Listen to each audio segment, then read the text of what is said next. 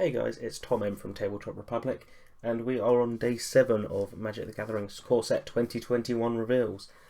Quite a short day today, but loads of cards released by Magic themselves, and so I'll just jump straight into the previews. So we start off with Conclave Mentor. It's essentially Hardened Scales on legs, where if 1/1 counters will be put on a creature you control, that many +1. However, when it dies, you gain life equal to Conclave's power. So, most of the time at minimum 2. And then, if you put 1/1 counters on Conclave, that many +1 will be put on because it includes itself. And so, yeah, very good for a 2-mana card. It goes with the 1/1 counter theme that's been going on with quite a few of the core 2021 cards. Then, next up, there's Tempered Veteran. Again, just more 1/1 counter bits. So these cards were all on the daily MTG, just on the Magic website, the article part of the website. They don't really make a big distinction between some of the things. But yeah, just standard put counters on cards could be useful in some instances. Then Wildwood Scourge. So the first effect of just enters with X 1/1 counters on for X and a green is essentially just Ivy Elemental from Ikoria. However, if one or more 1/1 counters are put on a non-Hydra creature you control, put a 1/1 counter on Wildwood as well. I love this effect. I'm going to be after this card for my Zaxara X cost deck.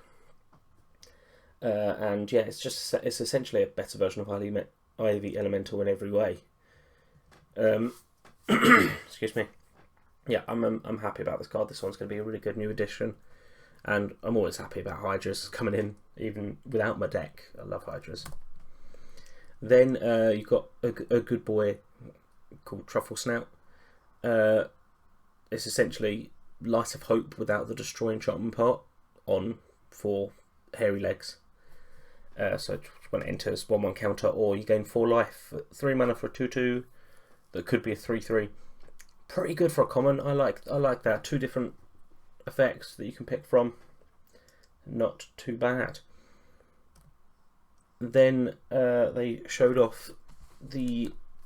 Well, they didn't show off, but on the Magic website they finally showed off the Garruk showcase frames. So ignore the Garruk Unleashed. Annoyingly, this came onto 2 lines on Reddit. Someone posted a photo with 2 lines of it.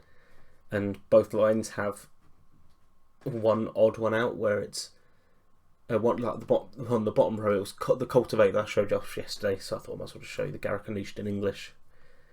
And then edit to yesterday's video. It's not Garruk's Jogger as I predicted. It's Garruk's Gorehorn, but you can't really express that sometimes in foreign languages, like when it's 2 words combined into one. But yeah, there's the green special border. I like it. Very sexy. And yeah, I think the black border is my favourite still. We've got more of that coming. So you'll see it in a sec. Yeah, literally next card, funnily enough. So that was from Daily MTG. Then on Weekly MTG, which is their Twitch stream, they showed off the Liliana showcase frame for a swamp. Cool, that's nice. That reminds me of the Theros Beyond Death lands. It's going to be highly sought after, these kind of cards, because you need basic lands in every deck, unless you're one of the very few decks who focuses on like wastes or something. But yeah, I love this. Then they showed off some Liliana based cards. They've got Liliana Steward, just a zombie butler, tap and sack. An opponent discards a card, but you can only do this at sorcery speed. Not too bad. It being at sorcery speed is obviously the only downside to it, but a 1/2 for 1 mana is pretty good anyway. An ability to tap and sack it at sorcery speed, make opponents discard. This will be used in quite a few discard decks. I reckon shove it in with the Burglar Rats, I think it is. Almost forgot the card that I was using literally yesterday on Magic Arena. Then you've got Liliana's Devotee. You've got Shirtless Warlock raising zombies, giving them +1/+0. And at the beginning of your end step, if a creature died this turn, so this includes tokens, as I've put on the right, which a lot of people were like, wow, okay, so you'll see why. So if a creature died this turn, you may pay 2 if you do create a 2/2 zombie. So that zombie could die during your turn, like just ram it into your opponent's, cause a death effect, and yeah, this is going to be quite highly used, I reckon. Basically, if it's a black deck, something's going to die, and so getting a free zombie every turn ain't too bad. Then they showed off the Liliana rare. That'll be in some not in decks, in packs. You've got Liliana's Standard Bearer. So it's a 3/1 with flash, and when it enters, drop X cards, where X is the number of creatures that died under your control this turn. Again, that works well with the last card. It's basically black draw with no downsides. The only downside, I guess, you could think of is your creatures have to die, but it's a black deck. That's not really a downside most of the time. Coming in with flash is really good. It's not exactly going to be the quickest, guys, in terms of lore. I mean, he's a zombie on a zombie horse. But yeah, having black draw with no like life loss or things like that, it's very, very cool. I like it. Then they showed off some like what's in the collector boosters, and in it they showed off some of the commons you're going to get. And so we've got 3 commons here. Defiant Strike getting a reprint. Last seen War of the Spark. Pretty good 1 mana. Slight boost, draw a card. In white. This is used in a couple of decks I've seen. Ranger's Guile, last seen in Magic 2015, which is quite good. 1 mana. Creature gets hexproof for 2 end of turn. They're loving these protection spells this time around. And Duress, the 24th reprint of it, including special editions, so like some rares and alternate artworks. Just choose a non-creature, non-land, discard it. You can't exactly go wrong with the Duress. It's not that bad in very good in drafts and bits like that. Right, then we're on to just the one-off card shown off by Magic, the Magic community. You got Enthralling Hold, new card. You control a creature, but the weird texting is, as you cast it, you can't choose an untapped creature. However, if you don't cast it, so if you get out for free, it can be on an untapped creature. I like this card for 5 mana. It's not going to be game breaking, but it's got a really, really good effect on that. And I love the artwork, just the floating hand controlling the guy. Salzo revealed by the Magic Esports Twitter. You got Feline Sovereign. It's the Cat Lord compared to the Dog Lord, where cats get 1/1 and they have protection from dogs. And one of the best sort of relations between effect and card, when a cat you control deals combat damage to a player, destroys an artifact or enchantment they control, and in the artwork you've got the cat tipping over the glass and stuff like that, because cats are mayhem in an animal. I like this card. It's got quite a high price up on the secondary market already. That was shown off by Elias V. Then Mythic Mevo showed off Miscast. Oh, almost dropped my phone. Counter target instant or sorcery unless its controller pays 3. Now, people are saying this probably won't see play until the rotation, because like all the counter spells they've currently got are to counter Planeswalkers and Teferi and things like that. But I can see this getting used quite a bit. It's already got quite a high price for an uncommon. If they've got an opt or something they want to do first turn, rather than giving a card advantage, you counter it. Basically, they can't pay for something. I mean, let's say they play it's 1 mana blue. They've got to pay 3 mana. So unless it's turn 4 already, any instants or sorceries are countered. I like this. I could see some use for it, but yeah, I reckon it won't see major play yet. Then you've got Tabletop Kraken. Talarian Academy gets another, gets shown off in the artwork. They'll never reprint it. When you draw a card, you may pay 1, very similar to Nadir Kraken, but instead of drawing a card, you may tap or untap target creature. Very nice, quite a lot of mana, 6 mana. But they're all about tapping and untapping either your creatures or your opponent's creatures, so you can swing in for free and things like that.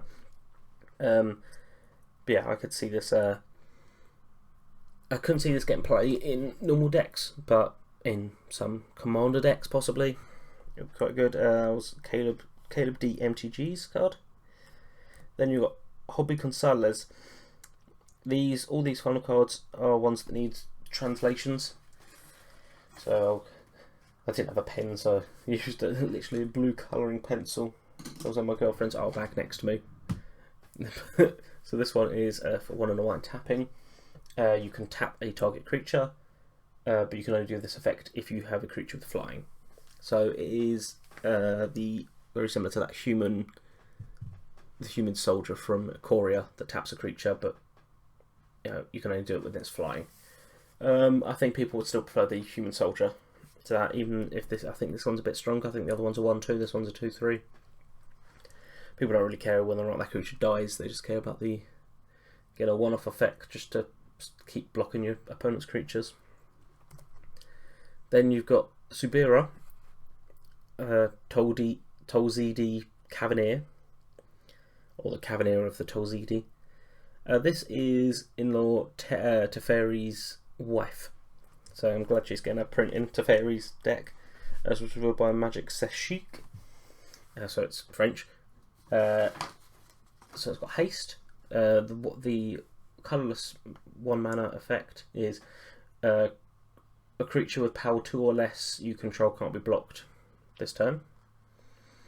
And the bottom effect is you discard your hand until end of turn if a creature with power 2 or less deals combat damage to a player, draw a card.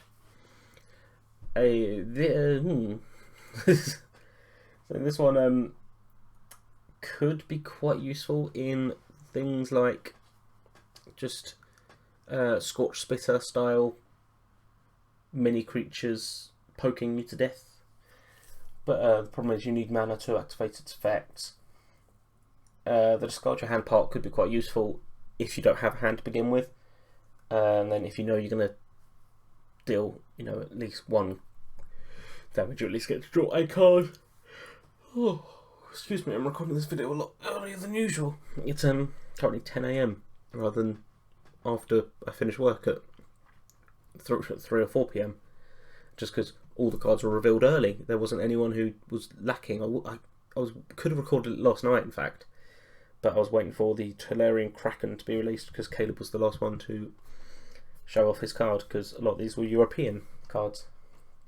But yeah, Sabretooth, I like this effect. It's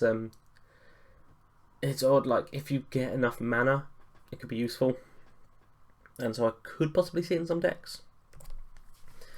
Next up, Weaver of Sporesilk, a spider. It has reach, as all spiders do, and it has hexproof from blue. Then if the Weaver is dealt damage, you gain a life and create a 1/1 sapling token. So saplings get their comeback. Got 2 cards now, I believe, in this set that create saplings. You've got to have a spider in there, and the rare spiders from the recent sets are always quite good, but only in some certain decks. I like this one. Very similar to the it's the spider from, I want to say, Theros, where it creates other 1/1 creatures, and it was the bundle special card. But yeah, this one is very good as well. I like this. Almost done. We've got Gourmand. its effects are, as an additional cost to this card, sacrifice a creature. It's got flying and trample, and when it enters the battlefield, every opponent sacrifices a creature. Pretty good. People like the name of it was Gourmand because of the eating, and this one is technically eating your opponent's creatures by making them sacrifice them, and eating your own creature because you have to sacrifice something. A 5/5 for 6 that has flying and trample isn't too bad. It involves sacrificing, however. 6 mana and a creature for it. I doubt this will see much standard style play. Could possibly be in Commander, but yeah, it's an odd one. And let's just go to the last card. We've got Sabretooth Devourer. This one, at your end step, if a creature died this turn, you put a 1/1 counter on Sabretooth and untap it. For an uncommon, 4 mana, 3/3, gets stronger and untaps more stuff dies. Possibly could be seen in some, I forgot the name of the colour combination, green-black, but like green-black graveyard decks, where you want stuff to die, but the problem is it's got to go out on the board and then go out rather than just being discarded and stuff like that. But for an uncommon you'll see it in some drafts, and but I doubt you'll see it in much proper play. Yeah, that's it for today's videos. Again, yeah, quite a short one. I believe tomorrow's/today's on the 12th of June is quite a big one. I think it's got like 5 more people than today's ones, and then the weekend I won't do a video on Saturday, I'll do a video on Sunday instead, because there's only, I think, 8 over the whole weekend. And then, yeah, we're almost done with all the spoilers. Still quite a few to go. They'll be releasing quite a few of the good cards on the very last day to show off.